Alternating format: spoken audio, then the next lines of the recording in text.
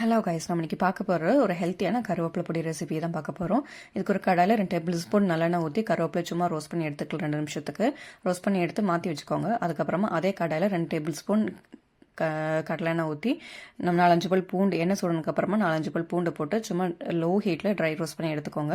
அதை எடுத்து மாற்றி வச்சு அதே எண்ணெயில் 5 டேபிள் ஸ்பூன் உளுத்தம்பருப்பு போட்டுக்கோங்க.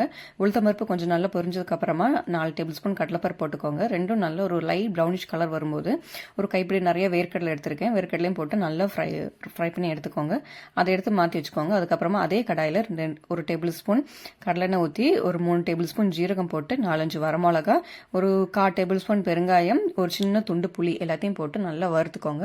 அதனால வறுத்துக்கு அப்புறமா முன்னாடி நம்ம வறுத்து வச்சிருந்த பருப்பு, கருவேப்பிலை எல்லாத்தையும் போட்டு நல்லா மிக்ஸ் பண்ணி தேவையான அளவுக்கு உப்பும் போட்டு எடுத்துக்கோங்க. அதுக்கப்புறமா ஒரு ஃபேனில் நல்லா ஆற வச்சு மிக்ஸி ஜாரில் பொடி பண்ணி எடுத்தோம்னா ஒரு ஹெல்த்தியான கருவேப்பிலை பொடி ரெசிபி ரெடி.